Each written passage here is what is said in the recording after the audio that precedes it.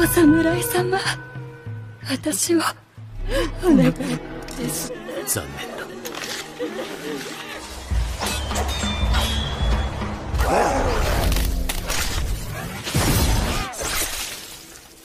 Masih di tahun yang sama, tepatnya di tahun ke-6 Kei, suatu malam Jinnya pun diundang ke rumah Tuan Yuzo untuk membicarakan sesuatu yang pastinya dalam pertemuan kali ini Tuan Yuzo kembali ingin meminta bantuan dari seorang Jinnya. Tuan Yuzo kemudian menjelaskan jika pemilik toko buku di Tomako beberapa waktu yang lalu menemui Tuan Yuzo untuk memberikan sebuah penemuannya yang aneh. Kemudian Jinnya pun diberikan sebuah gambar lukisan oleh Tuan Yuzo. Ia mengatakan jika lukisan ini adalah lukisan iblis yang siap menghabisi siapa saja yang memegangnya. Karena hal itulah Tuan Yuzo di sini bermaksud meminta bantuan Jinnya kembali untuk mencari tahu terkait sebuah misteri yang ada di balik lukisan ini. Apakah memang benar sosok iblis atau hanya ulah dari orang yang tidak bertanggung jawab saja? Sebelum menerima tawaran pekerjaan kali ini dari Tuan Yuzo, Jinta pun terlebih dahulu menanyakan asal usul dan di manakah orang yang telah membuat lukisan ini. Tuan Yuzo berkata tidak ada satu orang pun yang tahu pasti di manakah lokasinya berada. Akan tetapi menurut desas-desus dan juga rumor yang beredar, jika sang seniman saat ini telah terbaring sakit cukup parah setelah dirinya berhasil untuk menyelesaikan mahakaryanya tersebut. Bahkan fakta menariknya adalah orang-orang yang telah berhasil membeli lukisan ini, mereka semua tewas dengan cara yang tragis dan juga misterius, dan tidak ada satu orang pun yang berani menyimpan lukisan ini. Pada saat ini Tuan Yuzo juga khawatir terkait keselamatan dirinya. Apakah ini artinya jika saat ini para iblis sedang mengintai kematiannya? Singkat cerita, pada akhirnya Jinnya pun menerima tawaran tersebut. Kemudian ia pun berkunjung ke kedai soba milik Ofu. Sesampainya di sana, Ofu pun melayani Jinnya dengan sangat baik. Yang setelah itu juga di waktu bersamaan Genji pun datang ke warung soba itu, yang dimana ia bermaksud untuk mencari keberadaan Jinja. Melihat Jinnya di sana, Genji pun menjadi sangat senang. Langsung ia pun menunjukkan sebuah lukisan untuk menguak sebuah misteri yang terkait di dalam lukisan ini. Pemilik sebelumnya telah tewas dibantai dan seluruh anggota keluarganya juga dikutuk oleh iblis yang ada di lukisan ini. Jinnya pun berkata, jika lukisanmu itu palsu. Lalu ia pun membawa lukisannya yang asli, dan setelah dicocokkan memang gambarnya nyaris sama. Jinnya berkata pada Genji jika mungkin akan sulit untuk mencari tahu menguak misteri di balik lukisan ini, karena faktanya Jinnya sendiri tidak tahu siapakah orang yang membuat lukisan ini, dan satu-satunya narasumber terpercaya adalah seniman itu langsung. Genji kemudian berkata pada Jinnya, kau jangan khawatir soal itu. Aku mengenal baik pemilik toko buku ilustrasi di pinggir jalan sana, dan aku yakin ia pasti tahu siapakah seniman yang telah membuat lukisan ini. Jinnya dan juga Genji pun segera bergerak menuju ke tempat seniman itu, dan agar tidak dicurigai, Jinnya pun disuruh menunggu oleh Genji. Sementara Genji langsung bertanya menghampiri pemilik toko buku tersebut.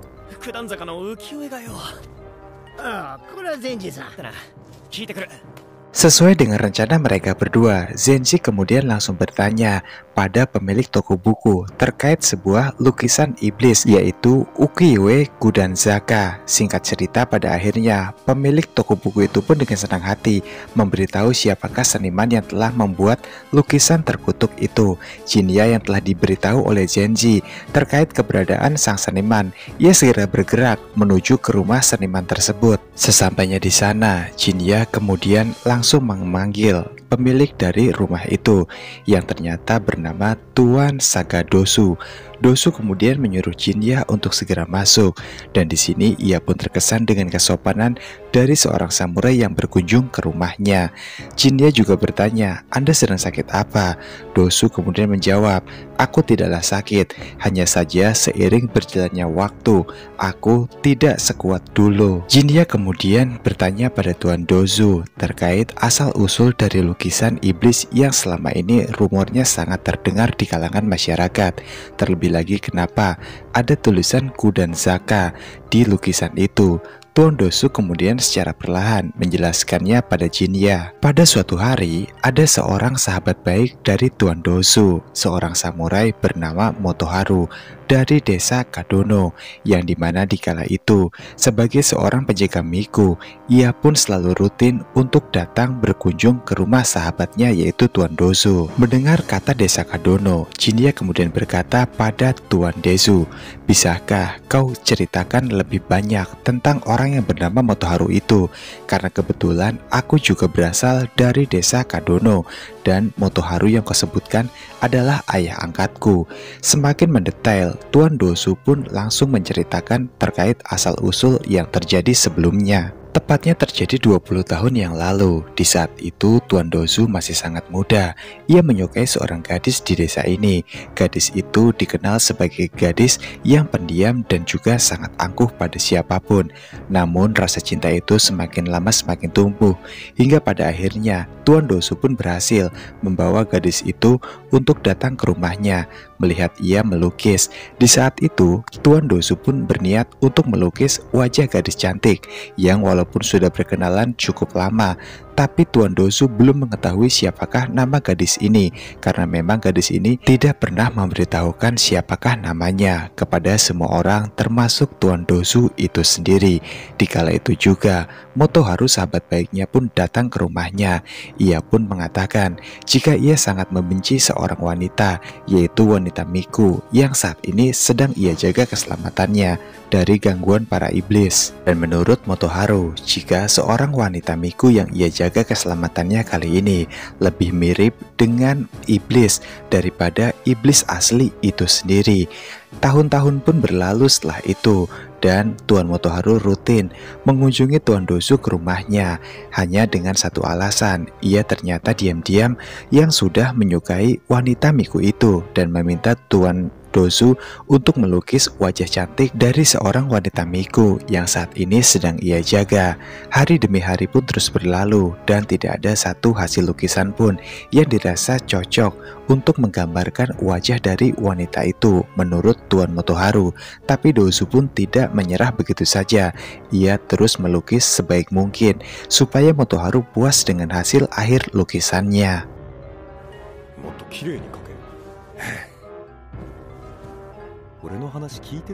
Singkat cerita, pada akhirnya lukisan itu pun telah berhasil dibuat dengan sempurna oleh Tuan Dosu. Motoharu sangat senang dengan hasil akhirnya, dan asal-usul lukisan itu hanyalah sebuah obsesi dari Motoharu, ayah angkat dari Jinya. Bisa dibilang itu adalah sebuah gambar yang mengandung dan membawa perasaan seberat kutukan. Maka dari itulah barang siapa yang selalu menyimpan lukisan ini, maka ia akan tewas dibantai dengan kutukan-kutukan yang telah berlaku. Dan kemungkinannya jika kutukan-kutukan itu terlahir dari sebuah obsesi Tuan Motoharu yang tidak pernah tercapai sepanjang hidupnya. Tuan Dosu juga tak lupa memberikan sebuah gambar lukisan original kepada seorang Jinya. Tuan Dosu mengatakan jika lukisan ini adalah lukisan awal atau semacam ilustrasi pertama sewaktu Tuan Dosu membuat rangkaian dari lukisan Kadun Zaga itu sebelum ia pada akhirnya menyelesaikannya dengan baik. Dirasa jika semua informasi sudah cukup ia dapatkan, Jinya kemudian berpamitan dari rumah Tuan Dosu untuk kembali melanjutkan pekerjaannya. Lalu malam hari pun berlalu dan Jinya saat ini sudah kembali berada di rumah Tuan Juzo. Tuan Juzo pun menyambut dengan hangat dan juga ramah kedatangan Jinya. Mereka kembali meminum minuman sake bersama dan mengobrol. Lalu Jinya pun berkata, di hadapan Tuan Juzo, Jinya berkata jika ia sama sekali tidak menemukan hal-hal yang mencurigakan atau janggal dari sebuah lukisan yang dikeramatkan atau dianggap menjadi sebuah lukisan kutukan oleh semua orang. Namun walaupun demikian, Jinya pun berjanji jika kasus ini tidak akan pernah ia abaikan dan Jinya akan mengusut sampai tuntas desas-desus terkait dari misteri lukisan tersebut. Sebagai gantinya, Tuan Juzo pun berkata pada Jinya, jika nanti kau telah berhasil dan kembali lagi dengan misi kali ini, aku tidak akan lupa memberikan sebuah imbalan yang menarik untuk hasil kerja kerasmu itu. Dan mereka pun langsung minum kembali bersama merayakan hari itu, karena Jinya merasa jika semua misteri akan dapat untuk diselesaikan dengan cara yang baik. 1 tahun kemudian, tepatnya pada tahun ke-7K, cerita kali ini pun berfokus pada sebuah tempat hiburan malam. Orang-orang di sana nampak senang menikmati malam mereka.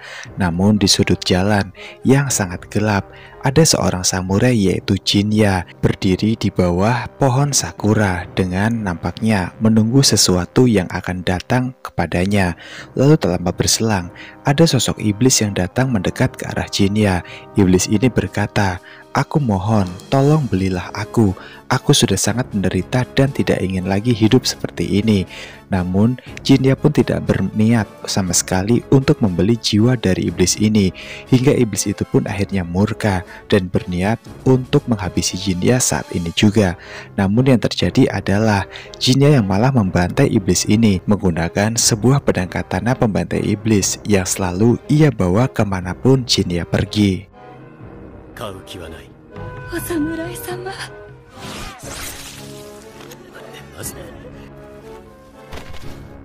Lalu setelah itu, Jinya pun dihampiri oleh seorang wanita yang menyuruhnya, yang dimana wanita ini bernama Yotaka. Yotaka kemudian memberikan imbalan seperti apa yang telah ia janjikan sebelumnya pada Jinya.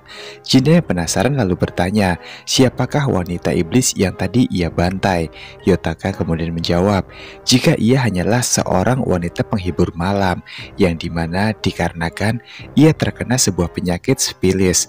Pada akhirnya semua pria pun menghindarinya, bahkan menganggap remeh dirinya dan tidak sama sekali ada yang berani mendekat, apalagi untuk kembali meminta bantuannya menemani para pria setiap malam.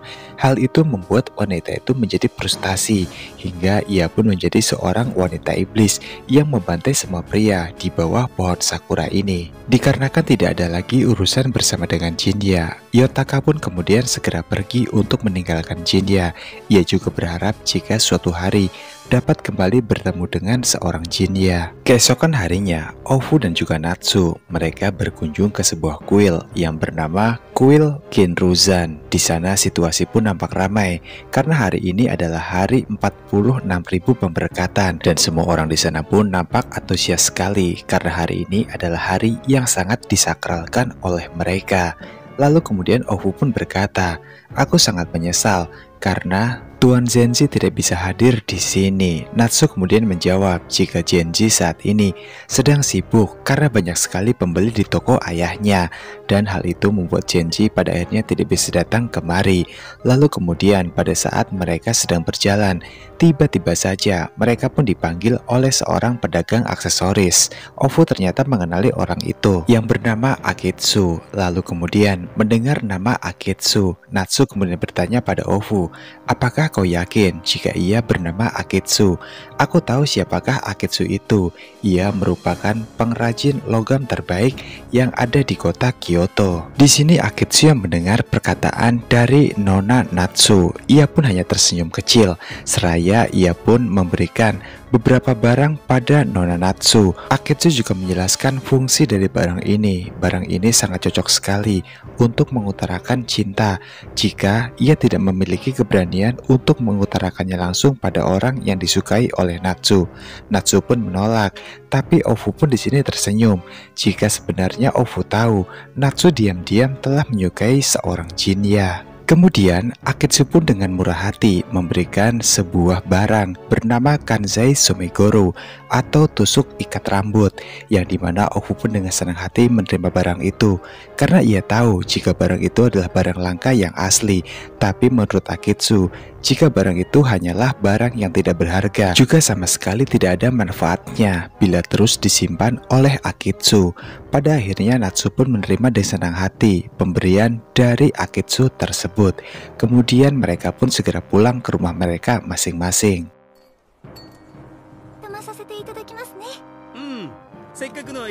Malam harinya, Jinya menyadari dari auranya jika ada sosok iblis yang saat ini sedang mencoba untuk menghantui di kota kecil itu. Kemudian dengan naluri samurainya, Jinya mencari keberadaan iblis tersebut. Hingga pada suatu rumah kosong, ia pun menemukan sosok anak kecil. Akan tetapi, dikarenakan anak kecil ini adalah jelmaan dari seorang iblis, pada akhirnya Jinya kemudian langsung membantai menggunakan pedang katana miliknya tanpa ragu, hingga iblis itu pun mati. Dan seperti biasa, setelah berhasil untuk membantai iblis itu, seseorang pun memberikan upah pada Jinya. Jinya pun nampak antusias dengan upah itu. Tak lupa orang itu juga memberikan sebuah sake yang sangat mahal harganya, tapi Jinya menolaknya dan ia segera memutuskan untuk pulang ke rumahnya. Di tengah jalan, ia pun dihampiri lagi oleh seorang wanita, yaitu Yotaka. Melihat Yotaka di sana, Jinya pun langsung memberikan beberapa jumlah uang sebagai informasi atas iblis wanita yang tadi telah ia bantai. Yotaka menjawab jika itu hanyalah masalah kecil saja, karena sebagai seorang samurai iblis, kau hanya bertugas untuk membantai para iblis yang mengganggu ketenangan dari para umat manusia. Cinta pun mengangguk jika itu artinya adalah iya. Lalu Yotaka pun di sini memberitahu Jinya jika sebenarnya ada sosok pembantai iblis yang lain, yang dimana yang dimaksud oleh Yotaka bukanlah Jinya. Menurut rumor jika ia adalah seorang Anmoji yang bisa untuk membantai para iblis dengan bantuan kekuatan dari hewan-hewan buas milik dirinya sendiri. Hewan buas itu bisa berbentuk seekor anjing, serigala liar, dan juga burung pemakan bangkai atau burung gagak. Setelah itu Yotaka pun lalu pergi, sementara Jinya yang dihantui rasa penasaran siapakah sosok yang dikatakan oleh Yotaka tersebut. Keesokan harinya, seperti biasa, Jinya pun mendatangi kedai soba milik Ofu dan ayahnya. Sesampainya di sana, ayah Ofu dan Ofu pun memberitahu jika sedari tadi Natsu bersikap sangat aneh sekali. Kemudian setelah melihat Jinya, Natsu pun langsung menghampirinya dan bertingkah sangat aneh. Dan di sini Jinya pun heran dengan keanehan dari sikap Natsu kali ini. Ditambah lagi, jika Natsu terus saja berkata, "Kakak, akhirnya kakak datang juga. Aku tidak ingin lagi berpisah denganmu." Lalu Jinya bertanya pada Ofu, sejak kapan Natsu bersikap aneh seperti sekarang? Ofu segera menjelaskan kepada Jinya, sikap Natsu berubah jadi seperti sekarang semenjak ia memakai kanjasi baru yang baru ia dapatkan kemarin. Jinya yang sepertinya paham dengan sesuatu yang terjadi, ia segera berkata pada Natsu, "Coba aku lihat dulu kanjasi tersebut." Natsu pun dengan senang hati memberikannya pada Jinya.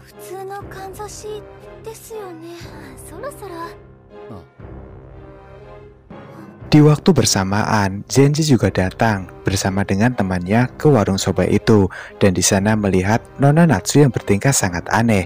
Zenji pun segera berkata jika itu adalah tindakan yang kurang pantas menurut Zenji.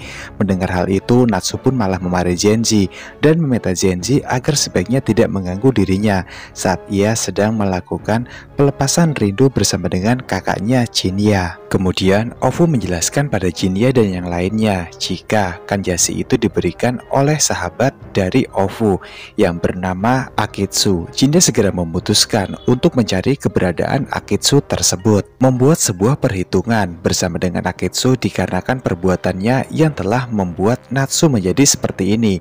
Dengan segera Jinya kemudian mengambil pedang katana pembantai iblisnya untuk mencari keberadaan Akitsu, dan kepada Natsu ia pun berpesan, "Kau sebaiknya tunggu di sini sampai aku kembali." Akitsu yang masih menganggap jika Jinya adalah kakak yang harus ia sayangi dan lindungi, lalu ia pun hanya bisa berkata, "Baiklah kak, aku akan tetap di sini sampai kau kembali."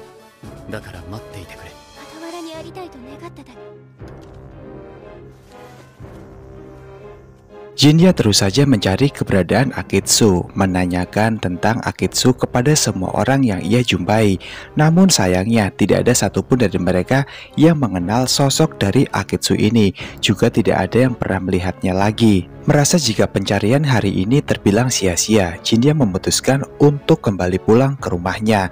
Namun di tengah jalan, waktu sore hari, ia pun dikejutkan dengan kemunculan seorang pria yang tiba-tiba menghadangnya. Ternyata sosok itu adalah Akitsu.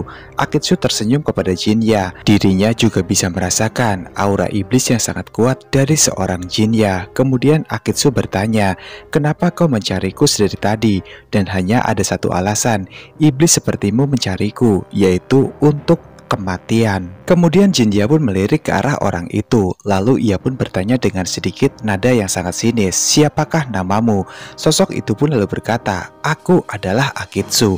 Mendengar hal itu, Jinya kemudian bersiap dengan pedang katana pembantai iblis miliknya.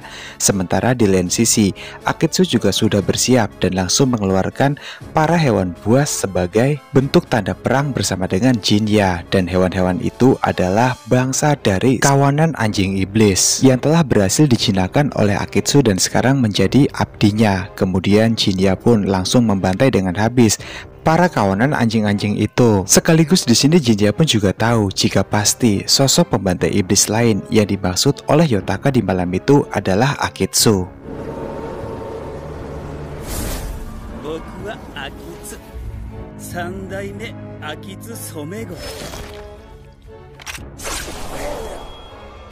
Akan tetapi sebuah keanehan pun terjadi sewaktu Jinya berhasil membantai satu persatu dari kawanan anjing iblis. Mereka pun dapat kembali dibangkitkan oleh Akitsu. Kemudian Akitsu segera memerintahkan kumpulan Inugaminya untuk kembali menyerang Jinya. Hal buruk pun di sini terjadi sewaktu Jinya berhasil tergigit oleh salah satu dari Inugami. Namun dikarenakan yang tergigit adalah tangan iblis dari Jinya, ia pun tidak terluka sama sekali. Bahkan para Inugami pun berhasil benar-benar dikalahkan. Akitsu yang melihat hal ini ia pun bingung, kenapa Jinya bisa tidak terluka, sedangkan para iblis lain tidak ada yang selamat dengan gigitan dari kawanan Inugaminya itu. Singkat cerita, pada akhirnya Jinya pun berhasil membalikan keadaan. Pedang katana pembantai iblis miliknya kini sudah mendarat tepat di hadapan Akitsu. Akitsu yang ketakutan, ia pun meminta ampun pada Jinya agar Jinya tidak membunuhnya kali ini. Jinya lalu berkata, "Memang Inugami milikmu itu adalah setara kekuatannya dengan para kekuatan iblis yang sangat tinggi. Tapi kau salah jika kau anggap mereka semua dapat menghabisiku dengan mudah. Karena faktanya kali ini, para Inugami milik Akitsu sudah tunduk dan patuh dengan perintah dari seorang Jinya." Jinya pun segera memerintahkan para Inugami untuk berbalik menyerang Akitsu. Lalu kemudian Akitsu pun yang menyadari jika hidupnya akan segera tamat. Ia pun meminta pengampunan dari Jinya. Jinya lalu berkata, "Jawab pertanyaanku dengan jujur. Jika tidak, aku akan langsung menebasmu menggunakan pedang katana ini." Akitsu pun hanya mengiyakan perkataan dari Jinya. "Atau jika kau berbohong, maka tangan pelahap iblis ini akan melahap dirimu hingga aku bisa melihat semua ingatan yang kumiliki, sehingga tidak ada lagi kebohongan di antara kita." Sebelum Akitsu menjawab pertanyaan dari seorang Jinya, ia pun meminta izin pada Jinya untuk mengambil para Inugaminya saat ini yang telah diubah oleh Jinya menjadi sebuah boneka. Karena Inugami ini adalah makhluk iblis yang aneh. Jika si pemegang atau si pengendali memiliki niat yang jahat, maka ia akan menjadi sosok iblis jahat. Namun sebaliknya, jika orang yang memegang adalah orang yang baik, maka Inugami ini tidak akan jahat dan akan menjadi jinak pada siapapun. Jinya kemudian langsung bertanya pada inti permasalahan yang sedang ia hadapi.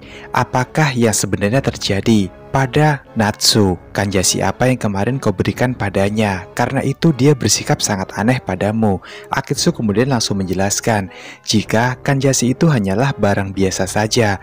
Namun bisa saja semua itu terjadi karena Jinya memegang satu barang yang memang dianggap sebagai saudara dari kanjasi tersebut. Dengan mengayunkan pedang katana miliknya, Jinya pun bertanya lagi pada Akitsu, "Apakah benar kau adalah seorang pembantai iblis?" Akitsu pun lalu menjelaskan dengan sangat sopan, "Aku bukanlah seorang pembantai iblis seperti Agumo yang memang terakhir sebagai generasi penerus pedang iblis, atau juga seperti Kagumi dari Magatama. Mereka mengendalikan teknik yang diwarisi dari keluarga mereka. Namun aku hanyalah sekolah saja dengan rajin dan juga sangat terampil, hingga keterampilan itu pun menjadi sangat bagus seiring berjalannya waktu, hingga membuat semua barang yang aku buat seolah memiliki nyawa. Itu bernama metafora. aura, dan seiring berjalannya waktu, ia bisa mengubah nyawa dari benda-benda menjadi Tesuku Gomi. Dengan kata lain, aku hanyalah seorang perajin saja yang memiliki keterampilan luar biasa, bukanlah seorang pembantu iblis seperti yang baru saja kau katakan. Dengan raut wajah yang sangat marah, Jinnya pun lalu berkata, jika kau berani membohongiku, maka aku pastikan pedang katana ini akan langsung menebas lehermu. Setelah itu Jinnya pun lalu pergi meninggalkan Akitsu. Malam harinya Jinnya kembali ke kedai soba milik Ofu. Di sana ia pun menepati janjinya untuk bertemu kembali bersama dengan Natsu, yang ternyata Natsu pun masih dengan senang hati dengan setia menunggu kedatangan Jinnya kembali. Menyadari jika cuaca hari ini sangatlah cerah dan juga indah, Jinnya pun mengajak Natsu untuk berjalan-jalan.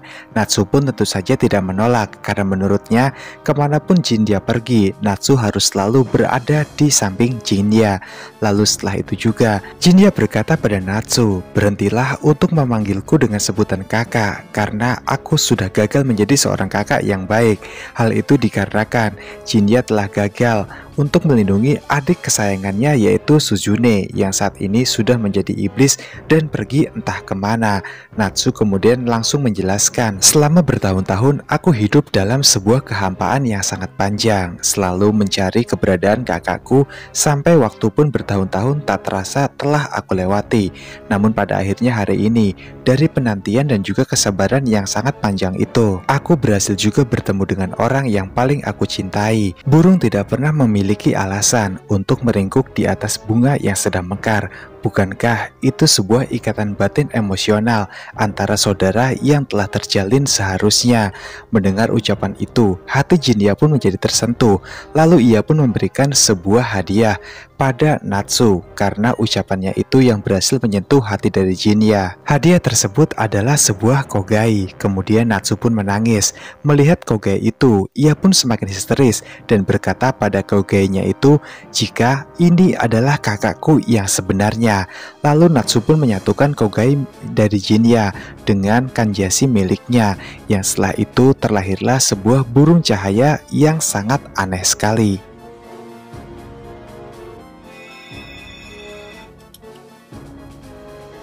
Kemudian setelah disatukan, burung cahaya itu pun langsung terbang ke atas langit yang sangat tinggi. Dan seketika itu juga Natsu pun sadar dan ia tidak lagi memanggil Jinnya dengan sebutan kakak. Di waktu bersamaan Jinnya terkejut dengan kemunculan dari Akitsu yang rupanya sudah ada di belakangnya. Dengan kata lain, Akitsu menyaksikan semua hal yang terjadi.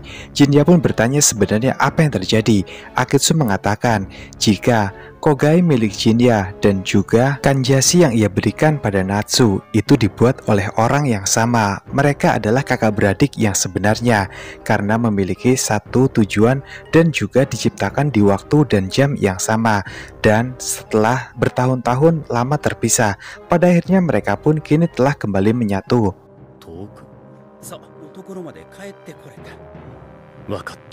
Puluhan tahun telah berlalu, tepatnya sekarang adalah tahun ke-21 era Heisei. Di sebuah kuil, seorang wanita muda bernama Miyaka sedang disuruh oleh ibunya untuk membersihkan kuil. Di sini Miyaka pun protes pada sang ibu, dikarenakan sang ibu yang terus mendesak keinginannya menjadikan Miyaka sebagai seorang wanita miko di kuil ini. Walaupun Miyaka tetap menolak keinginan dari sang ibu, tapi sang ibu pun tetap memaksa hingga ia pun tidak memiliki pilihan lain selain menuruti kemauan dari ibunya sendiri. Lalu kemudian ibu Miyaka pun pergi untuk membuat makan malam, yang setelah itu sang ibu menyuruh Miyaka melanjutkan pekerjaannya kembali. Pada saat Miyaka sedang melanjutkan pekerjaannya, lalu ada seorang pria misterius yang datang ke kuil itu.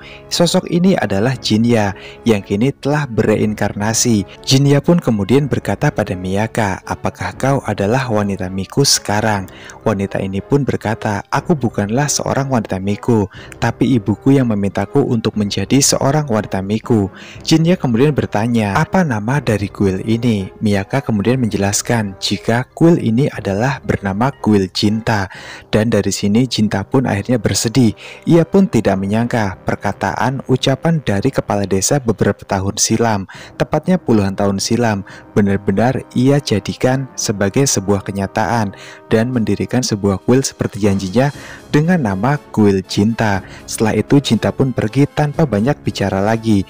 Miyaka yang melihat sikap Jinta yang sangat aneh, ia pun menjadi bingung.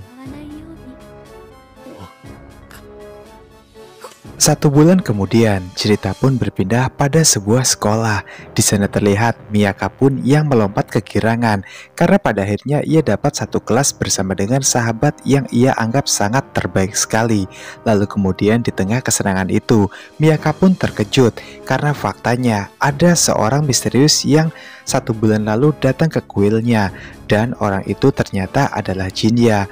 Belum diketahui apakah Jinya akan bersekolah bersama dengan Miyaka atau menjadi guru dari Miyaka. Oke guys, cukup sampai di sini dulu ya untuk cerita anime Kijin Gentosunya dari episode 7 sampai episode 9. Ya sebenarnya kalau anime ini tuh udah sampai episode 11 kalau nggak salah tadi dicek itu, dan dikarenakan Bang Castello-nya itu masih sibuk dan belum sempat buat ngelanjutin semuanya. Jadi kita akhiri dulu sampai di sini. Terus terang aja, Bang Castello penasaran banget. Intinya nungguin banget lah pertemuan kembali antara si Jinya atau Jinta ini bersama dengan adiknya Sujune yang sekarang udah jadi bagian dari iblis. Ya udah, nanti kita gas lagi ya. Terima kasih buat kalian semua yang sudah menonton dan buat kalian semua yang suka nonton dari serial manhwa. Ada juga channel Bang Castello yang ngebahas dari manhwa-manhwa pilihan. Di antaranya ada manhwa kultivasi, action, dan pokoknya banyak deh, nanti kalian cek sendiri. Nama channel YouTube-nya adalah Castello Saga Manhwa. Ya udah, langsung cus ke sana ya. Dan Bang Castello tunggu kalian di sana. Terima kasih. Oh ya guys, jangan lupa like, share, dan juga subscribe ya channel Castello Official, juga channel Castello Saga Manhwa.